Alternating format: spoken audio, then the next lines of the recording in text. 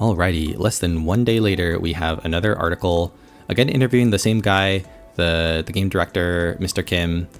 This one was, some of the details have been posted previously on the Korean forums, but we didn't know the actual source. So the source is, this is Game, this is the reporter here, and I'll post a link in the comments if you want to look at it yourself. I posted everything into ChatGPT, and we'll be going over and seeing if there's any goodies of information we got in here. There are a couple things of interest, so I'll start at the top and I'll try to go through pretty quickly. So first section, interviewing with the guy, blah, blah, blah, blah. Yes, we're making a roguelike. Yes, we're aware of that. Mr. Kim, our buddy. Reviews of the CBT. This was a little bit weird for me to read. Despite not heavily promoting the game, a significant number of users applied for the test and logged in. That's on you though, right? If you didn't heavily promote the game, like if you want a lot of people, like you got a lot of people, but you could have promoted more. I don't know. I didn't see a lot of promotion for this game, but it is what it is.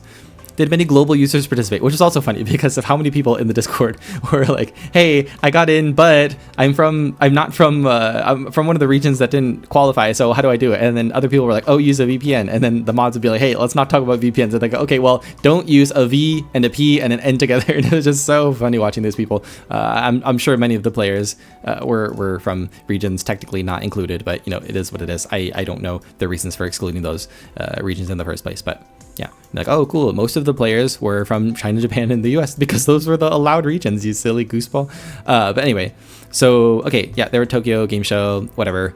Addressing controversies. Okay, yeah, he does ask a lot of difficult questions here, but it's standard, like, I apologize, we're going to do better type of stuff you're going to see. So, blah, blah, blah. But he does say if there were no interest, there wouldn't have been any critiques, which is kind of true, I guess. It's a way to comfort yourself. Like, yeah, some of these critiques were kind of like, for a game that's releasing in supposedly a month, you have a lot of big problems, which was a little concerning, but he is right? If the game were bad, people would just say, hey, the game is bad, and they'd leave it alone instead of going into a lot of detail. But a lot of people, their response was something like, hey, the core gameplay is really fun, but there's these really big issues that we need to have addressed. So it was kind of a mixed bag. Then he talks about the low quality illustrations, and they released a video about that for the art direction. Nia having 6 fingers. I'll be very honest, I am not a super detail oriented person with regards to art. I would have never noticed that. I think Amir had, like, in 2 different art forms, like one time she had a leather arm guard, another one was metal, and I would never notice that, but people who have better eyes than I do note this type of thing and talk about inconsistency, and they basically said like, hey, these were designed by different people, it's a shortcoming on our side, we'll fix it, and it was not AI. I think that was the main message that they wanted to convey there.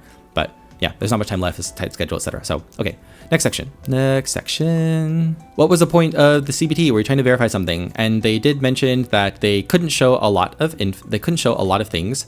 They were happy that players were consistently staying engaged. I will say a lot of players played every day. The only reason maybe you would have ended is if you were playing too much. You're like, okay, it's going to be gone at the end of the 4 days. Or also, if you had already reached level 30, you could already kind of access just about everything the game had to offer. So a lot of players, especially like the pro players who knew exactly what they needed to do to level, after 3 days in the game, they're like, there's not much for me left to do. So that makes sense.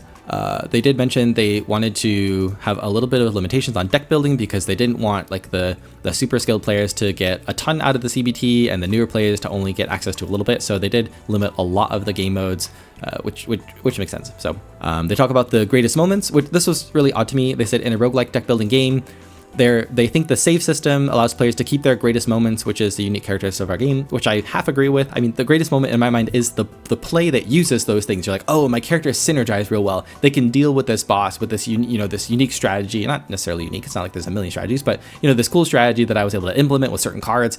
That's the fun. That's the greatest moment. Not the, hey, let me show a screenshot of my save did. I guess maybe somebody's like, oh, I got this really cool build, and everyone in online is like, oh my gosh, you really did get the most OP cards and combinations. So maybe that is the greatest moment. I don't know, maybe I'm being a little picky. And they did talk about Lego assembly. They do view this game, their goal is for different characters acquiring different epiphanies and cards and divine cards and enemy cards and all that to be able to fit with other characters like Lego blocks.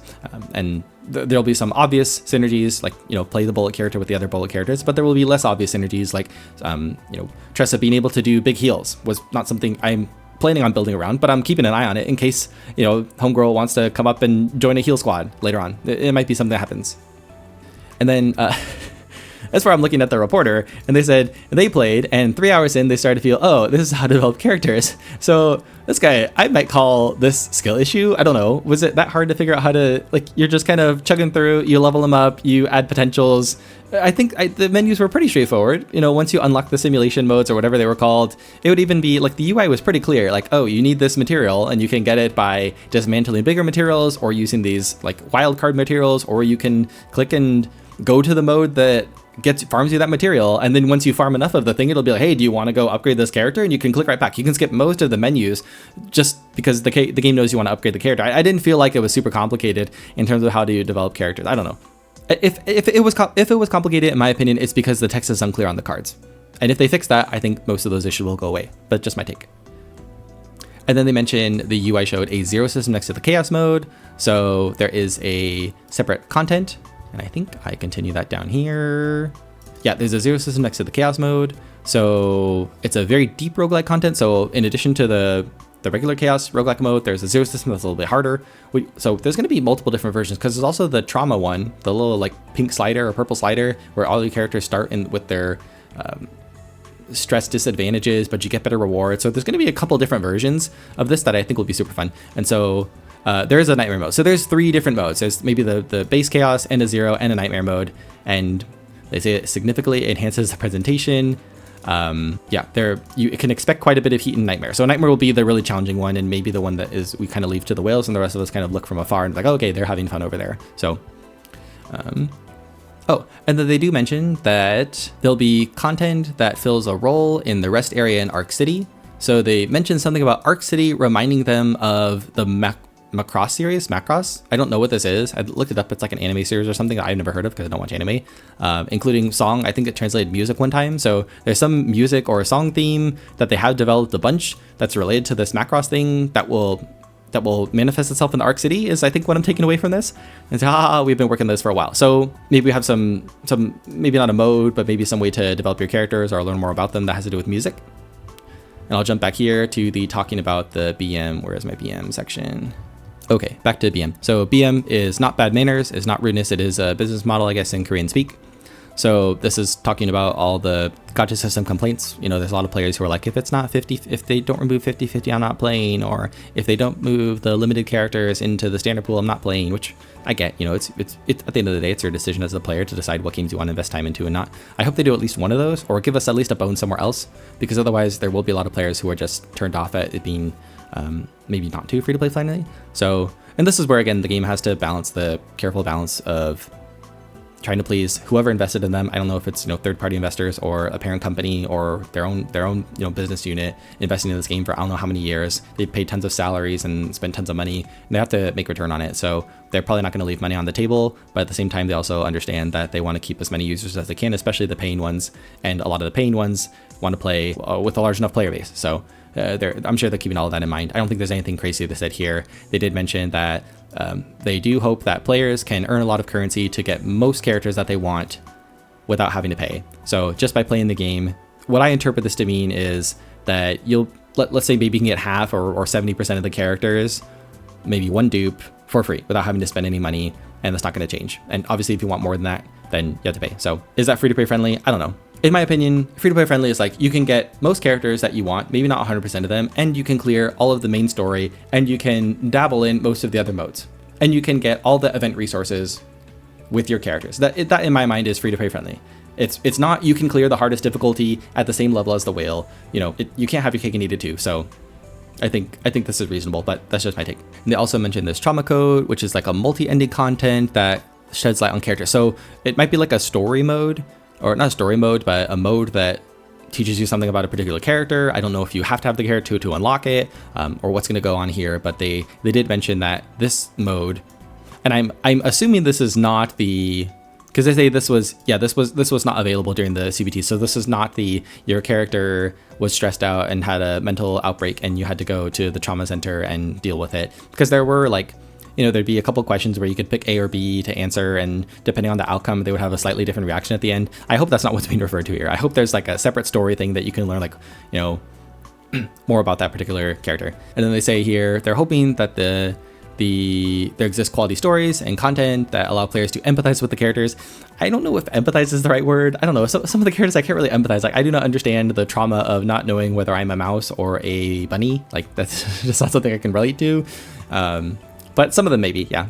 So some of them have more straightforward trauma. But okay, now we get to the last some juicy details. So one, no character nerfs after the official release. So they're trying to make sure they believe that that's a sin that they apparently committed in E7. Again, I never played E7, but they're not doing that anymore, especially on a paid character. So they're making sure, especially with a roguelike, they're hoping to build characters out sideways instead of upwards. Not better, but different, right? So they did mention, as far as balance goes, shields felt quite strong, and especially characters that can counterattack, and that's referencing Calliope and Magna, who were bonkers, especially Calliope with her Celestial card that gives you like 12 million AP of value for a single 2 AP card, which is crazy. They did mention that they're aware of that, and it seems from the devs' perspective that those characters were not OP, which in my mind, this statement alone is enough for me to not want Calliope to be my reroll target, because she's not my waifu, so I'm not gonna pull for her. She may still be the strongest character on release. We'll have to see. We don't know what cards they've changed. We don't know what's going to be, if we're going to see any new numbers on cards. There's a lot of characters that got changed a little bit. Like we know, as I mentioned before, Maylene is getting a new ego skill that I think we've gotten a peek at, but we don't know the final numbers. So, but yeah, they're not convinced that shields are as strong as we think they are, especially in the other game modes, and nerfs are not going to happen. And then as far as skins go, they're not going to do skins, but there is some system that has corruption to showcase. So I don't know what that looks like, if they have like a change in demeanor, like a darker side or something like that. It'd be cool. And then they reference Moonlight, which I think is also from E7. Again, I never played E7, but I think it's some type of alternate skin line or something. I don't know if it's even a separate character, but it's not that. So, yep. And then they do mention keyboard controls for PC, which will be nice because I play on PC. And I think that's just about it. They do mention that they're aiming for a base like minimum playtime a day is about 3 minutes just to do dailies, but if you want to play a lot more than that, you can. And that's what I hope for. And then I think that's it. So again, we got 2 interviews with this guy. We got slightly different information. Big picture, what are the main differences? So there's a trauma code mode where you can learn more about characters. There is a chaos, a zero, and a nightmare mode that are, I think, like progressively more and more difficult. They think we're overrating shield viability, and maybe I'm off the Calliope train and on the pick your waifu train, or pick, you know, a team comp that has an identity, like a bullet team or a card draw team or a crit team or whatever you want to do. They're not going to nerf characters. There's no skins. And yeah, I think that's just about it. So again, we're about 3 weeks away from the game launch. Yeah, so if you haven't yet pre-registered, make sure you do that. And I'll keep coming out with different guides and posts of different news articles as they come out. And with that, I hope you have a good day. I'll catch you later.